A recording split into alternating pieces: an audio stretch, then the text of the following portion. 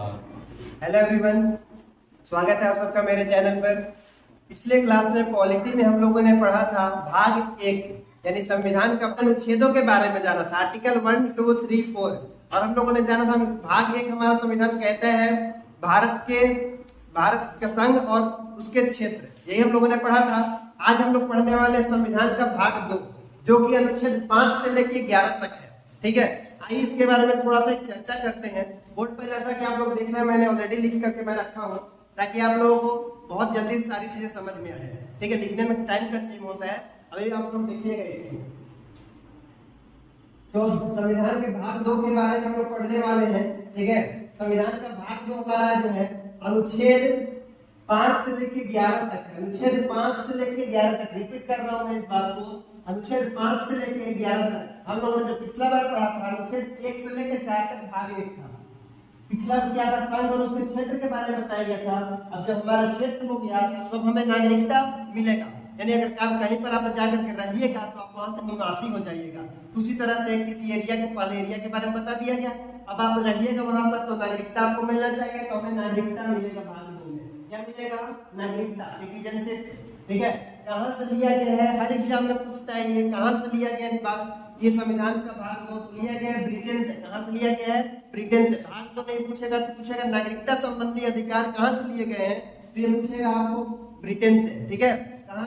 अब आगे हम लोग चर्चा करते हैं हर अनुच्छेद के बारे में पूरी तरह से डिटेल से। अनुच्छेद 5 कहता है हमारा कि भारत में जन्म लेने वाले हर बच्चे को नागरिकता मिलेगा। भारत में जन्म लेने वाले हर व्यक्ति को नागरिकता, हर बच्चे को नागरिकता मिलेगा।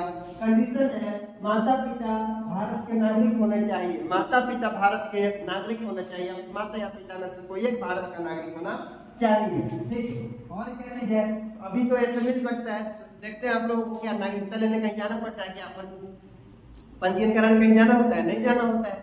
आपने जन्म लिया, आपको जन्म से अधिकार मिल गया, क्या भारत के नागरिक कहलाएंगे। ठीक है, अगर पहले क्या था ये चीज, भारत आजाद हुआ था तो उस समय कैसे था, संविधान लागू होने से 5 वर्ष पहले से वो भारत में रह रहा हो। ठीक है, संविधान लागू होने से 5 वर्ष पहले तक वो भारत में रहना चाहिए, उसके माता पिता रहने चाहिए, तभी बच्चे को नागरिकता मिलेगा, ये था। ठीक, तो अच्छी तरह समझ में आ गया हो आपको। अब आते हैं अनुच्छेद 5 से आगे हम बढ़ेंगे 6 की तरफ। अनुच्छेद 6 आपका क्या कहता है, यहाँ पे देखिए, पाकिस्तान से भारत आए व्यक्ति को नागरिकता का प्रावधान। पाकिस्तान से भारत आए व्यक्ति को नागरिकता का प्रावधान मतलब कोई व्यक्ति जो पाकिस्तान से भारत आएगा उसको भी हम लोग नागरिकता दे सकते हैं। जैसे कि अभी यहाँ पर एक आई है सीमा हैदर करके कोई, ठीक है, तो नागरिकता उसको मिल सकता है कि नहीं ये हम लोग जानते हैं। पाकिस्तान से भारत आए व्यक्ति को नागरिकता हम लोग दे सकते हैं, लेकिन कंडीशन क्या है, माता पिता या दादा दादी, माता पिता या दादा दादी व्यक्ति के कोई भारत का निवासी होना चाहिए। समझ में आ गया? माता पिता या दादा दादी क्या होने चाहिए? भारत के नागरिक होने चाहिए। ठीक है, अब अगर ऐसा चीज नहीं होगा तो फिर क्या, फिर है कि 19 जुलाई 1948 से पहले वो स्थानांतरित होने चाहिए। 19 जुलाई 1948 से पहले वो पाकिस्तान में रहने चाहिए, उसके बाद वो भारत में रहेंगे तभी उनको नागरिकता मिलेगा। समझ में आया? तो ये हो गया कि पाकिस्तान से अगर कोई भारत आएगा तो उसको नागरिकता कैसे मिलेगा। लेकिन हाँ, जैसे पाकिस्तान से कोई भारत आएगा, जैसे देखिए यहाँ पर मान लेते हैं कि हम लोग यहाँ पे हमारा इंडिया है, यहाँ पे हमारा पाकिस्तान है। ठीक, पाकिस्तान से भारत आएगा तो उसको अनुच्छेद 6 से नागरिकता तो मिल सकता है। लेकिन कोई वैसा व्यक्ति जब भारत आजाद हो रहा था तो सोचा कि नहीं मैं मुस्लिम हूँ, मैं चला जाता हूँ पाकिस्तान में जाकर के मैं रहूंगा, यानी इंडिया से वो पाकिस्तान गया, एक बार इंडिया से पाकिस्तान जाता है, फिर पाकिस्तान में रहा कुछ दिन तो बोला नहीं पाकिस्तान में हमें अच्छा नहीं लगा, उतना अधिकार पाकिस्तान में नहीं है हमारा, इससे अच्छा तो भारत ही था, मैं भारत में वापस लौटना चाहता हूँ। तो क्या हम लोग उसको भगा देंगे धक्का मार के कि पाकिस्तान गए हैं पाकिस्तान में ही रहो? जी नहीं, बिल्कुल हम लोग ऐसा नहीं करेंगे। ठीक है, वसुदेव कुटुंबकम जो हम लोग कहते हैं ना, सबका हम लोग स्वागत करते हैं, सबका आदर हम लोग करते हैं, तो उसको भी हम लोग स्वागत करेंगे और उसको भी हम लोग क्या करेंगे, भारत का नागरिकता देंगे। कुछ प्रोसेस है उसके लिए। प्रोसेस क्या है देखिए यहाँ पे कि वैसा व्यक्ति जो 1 मार्च 1947 के बाद पाकिस्तान में स्थानांतरित हो गया हो, पाकिस्तान में स्थानांतरित हुआ कब? 1 मार्च 1947 के बाद, और उसके बाद लेकिन पुनः भारत में लौटना चाहता हो तो उसको नागरिकता देंगे अनुच्छेद 7 के तहत। बोलता क्या चीज है कि प्रार्थना पत्र उसको देना पड़ेगा। प्रार्थना पत्र के 6 महीना बाद तक उसको क्या करना पड़ेगा, भारत में निवास करना पड़ेगा। समझ में आया?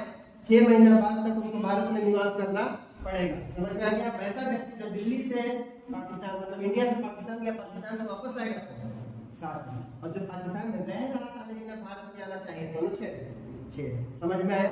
इसके बाद कैसी है कि पाकिस्तान के बारे में तो समझ में आ गया, लेकिन कहीं अगर कोई पाकिस्तान से बाहर भी से भी तो आ सकता है, तो उसको नागरिकता दे सकते हैं नहीं, तो उसको भी हम लोग नागरिकता दे सकते हैं। कैसे? अनुच्छेद 8 के तहत। कैसे? अनुच्छेद 8 के तहत है। अनुच्छेद 8 कहता है कि विदेशों में रहने वाले व्यक्ति को नागरिकता देंगे। कंडीशन है कि उसके दादा दादी या फिर माता पिता का जन्म अविभाजित भारत में हुआ। इसका मतलब, कहने का मतलब है कि जरूरी है कि अविभाजित भारत में हुआ। इसका कहने का ये मतलब है कि माता पिता या दादा दादी उस व्यक्ति के भारत के नागरिक हो, है कि नहीं? अविभाजित भारत में हुआ होगा जन्म, तो भारत के नागरिक कहलाएंगे ना। तो सीधा सा मतलब है, अविभाजित नहीं करके आप भारत के नागरिक भी कर सकते हैं कि उनका जन्म भारत में हुआ हो, यानी वो भारत के क्या हो, नागरिक हो। इसके जगह आप कर सकते हैं कि वो भारत के नागरिक हो। ठीक है, तो उसको नागरिकता हम लोग दे सकते हैं, डायरेक्ट नहीं, उसको भी देना पड़ेगा प्रार्थना पत्र, शपथ पत्र, पंजीयन कराना पड़ेगा उसको भी। समझ में आ गया? अब नागरिकता किस तरह से, सर नागरिकता तो मिल गया, ठीक, नागरिकता को नष्ट कर सकते हैं क्या, खत्म कर सकते हैं क्या? तो नागरिकता को समाप्त कर सकते हैं क्या? तो यहाँ पर है कि नागरिकता सिर्फ और सिर्फ एक कारण से समाप्त होगा, वो है कि अगर आप भारत के निवासी हैं, किसी और देश में जाते हैं, किसी और देश में जाने के बाद वहां की नागरिकता को आप अर्जित कर लेते हैं, मतलब वहां का नागरिकता ले लेते हैं।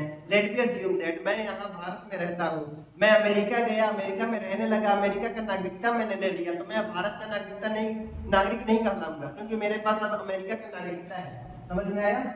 तो विदेशी नागरिकता लेने पर भारत की नागरिकता खुद ब खुद समाप्त हो जाएगी, या कोई व्यक्ति अगर खुद से त्यागना चाहेगा भारत का नागरिकता तो त्याग कर सकता है। ये हमारा अनुच्छेद 9 कहता है। अब अनुच्छेद 10 क्या चीज है कि संसद हमारा जो है, मतलब जो हमारा सरकार है, वो हमारी सरकार हमारी नागरिकता को खत्म नहीं कर सकती। यहाँ पे देखिए अनुच्छेद 10 क्या कहता है, संसद नागरिकता समाप्त नहीं कर सकती, संसद नागरिकता समाप्त नहीं कर सकती है। अनुच्छेद 10 कहता है, याद रखिएगा। अनुच्छेद 11 क्या कहता है कि संसद कानून बना सकता है, नागरिकता संबंधी कानून बना सकता है संसद। ठीक है, 1955 में कानून बनाया गया था, इसके बारे में कभी और डिटेल में चर्चा करेंगे। अभी के लिए नहीं जानते हैं संसद कानून बना सकते हैं। संविधान का कौन सा भाग कहता है?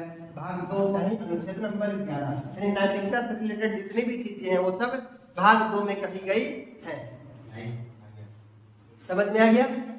ठीक है, तो अगर आपको इतना अगर समझ में आया होगा तो मैं उम्मीद करता हूँ वीडियो को आप लाइक शेयर और सब्सक्राइब भी जरूर कीजिएगा, चैनल को सब्सक्राइब कर दीजिएगा और वीडियो को ज्यादा से ज्यादा शेयर कीजिए, ठीक, सपोर्ट कीजिएगा। मिलते हैं अगले वीडियो में, तब तक के लिए थैंक यू।